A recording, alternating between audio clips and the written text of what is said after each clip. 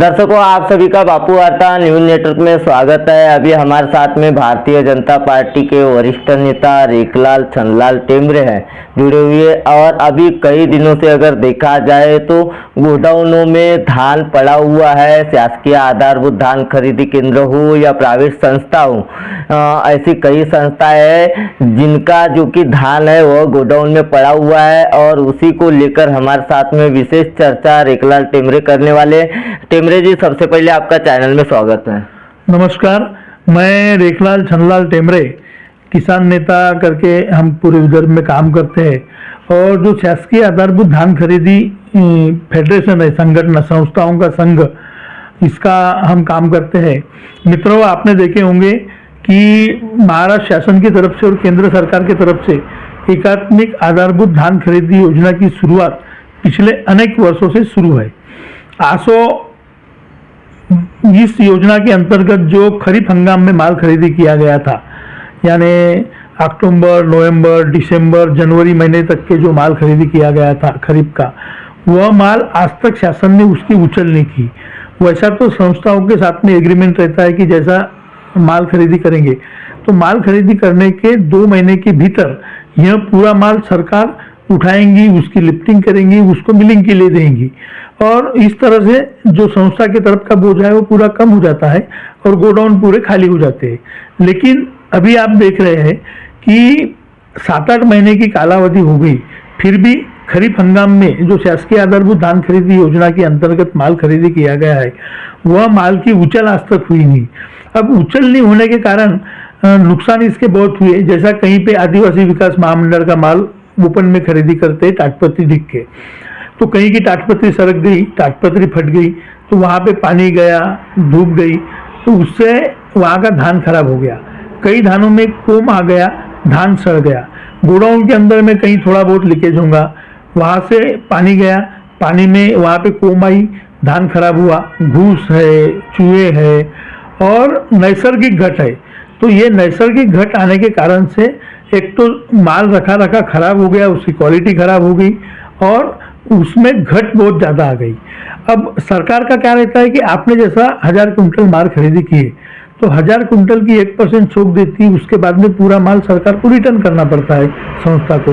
तब वो रिटर्न करते समय जो चूहे से, धूप से और अन्य मार्ग से माल खराब हुआ तो इसमें 4 से 5% की घट आई है। तो हमारा कहना ऐसा है कि भाई ये सरकार की गलती है माल समय पे उठाना। हम तो ये चाहते हैं कि हमने आज माल खरीदी की है तो जल्द से जल्द आपको जितना पॉसिबल है उतने जल्दी उस माल की उछल करो। लेकिन ये उछल नहीं करना यह सरकार की गलती है, शासकीय यंत्रणा की गलती है। उसका भुगतान संस्था चालकों को और संस्था पे क्या होना चाहिए। तो इस संदर्भ में हमने इसका निवेदन महाराष्ट्र राज्य मार्केटिंग फेडरेशन के भी नए अध्यक्ष हुए हमारे मित्र दत्तात्रेय पानसरे जी, उनको, बाद में अन्न व नागरिक पुरवठा मंत्रालय को, मंत्री महोदय, सम्मान्य सचिव, अवर सचिव, सह सचिव, इनको भी ईमेल के माध्यम से और प्रत्यक्ष भेंट देकर के डेपुटेशन के माध्यम से हमने दिया है। वैसे ही हमने हमारे इस संघ के प्रतिनिधि एक 15-20 लोग हम सम्माननीय जिलाधिकारी साहब, जिलाधिकारी कार्यालय गोंदिया में प्रत्यक्ष जाकर के उनकी भेंट किया। सम्माननीय डीएमओ साहब, जिला मार्केटिंग अधिकारी, जिला पणन अधिकारी, इनकी भेंट किए। हमारे संस्था के पालक जो जिला उपनिबंधक सहकारी संस्था गोंदिया पवार साहब, इनसे भी हमने भेंट की और भेंट करके उनको सविस्तर मसला समझाया कि सर, संस्थाएं अपने अर्निंग के लिए करके काम करती धान खरीदी केंद्र करने का, और इस धान खरीदी में अगर संस्थाओं को नुकसान होगा तो जाएगा कैसा, संस्था चलेगी कैसे। इस बात की पूरी सीरियसनेस हमने सरकार को समझा के बताया, शासकीय अधिकारियों को समझा के बताया। उसका परिणाम तो अभी तक के हमको मिला नहीं है, किंतु हमारी जो बात है यह बात हमने शासन तक के पहुंचा दी है। हमें अब इस बात की प्रतीक्षा है कि हमने जो हमारी समस्याएं रखी है वह समस्याएं जल्द से जल्द कैसे सुलझेंगी, हमको न्याय कैसा मिलेगा, और जो आने वाला बड़ा घाटा है वो घाटा हमारे संस्थाओं पे ना आए, यह बात भी देखने लायक है और यह सरकार ने करना चाहिए। वैसे इसका एक साइड इफेक्ट होगा। अभी जो अपन धान रब्बी का निकाल रहे हैं, बड़े मेहनत से हमारे किसान भाइयों ने रब्बी का धान निकाला है, उसके बाद में बेमौसम बरसात के बाद में नुकसान हुआ है, और वो छोड़ के कुछ जो धान बच गया वो उनको शासकीय आधारभूत धान खरीदी केंद्र पे बेचना है, तो वो बेच नहीं सकते। उसका कारण ये है कि जो गोडाउन है वो लबालब पुराने धान से भरे हुए है, तो नया धान खरीदेंगे कैसे, नया धान रखेंगे कहाँ, यह एक बहुत बड़ी समस्या है। और आज आपने देखे होंगे कि अभी 15-20 दिन के पहले मोटे धान के रेट गोंदिया मार्केट में 2200-2300 तक के गए थे, लेकिन अभी जैसे कि किसान का माल निकलने वाला है, ये देखते हुए पूरे व्यापारियों ने धान के रेट गिरा दिए। आज 1900, 1950, 2000 तक के धान की खरीदी हो रही है। तो किसानों का शोषण रोकने के लिए यह जो पुराना माल है इसकी उछल सरकार ने तुरंत करना चाहिए, और गोडाउन खाली करके उसी गोडाउन में हमारे किसान भाइयों का ये जो रब्बी का माल है, ये रब्बी का माल खरीदी होने को होना, तो ये रब्बी का माल 2100 कुछ रुपए उसको रेट मिलेंगे, तो किसान को 2 पैसे ज़्यादा मिलेंगे, और जो उनका शोषण होता है वो शोषण नहीं होगा। इस मांग के लिए मैं आज आपके इस इंटरव्यू के माध्यम से, आपके चैनल के माध्यम से शासकीय अधिकारियों को, सरकार को विनंती करता हूँ कि किसानों का शोषण कहीं ना कहीं आप रोके और किसानों को न्याय दिलाने के लिए इस रब्बी धान की खरीदी करे। और रब्बी धान की खरीदी में जो अड़थड़ा आ रहा है कि पुराना माल है, वो पुराना माल आप तुरंत उठाए, तो सरकार का भी लॉस बचेगा, संस्था का भी लॉस बचेगा, और किसानों का ये रब्बी का धान अच्छे भाव में बेचा जाएगा।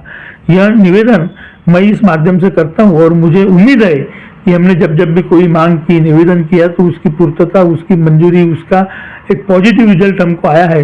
तो इस न्यूज के माध्यम से हमारे किसान भाइयों के फेवर में उनके न्याय दिलाने के लिए रिजल्ट आएगा, ऐसा मुझे 100% गारंटी है।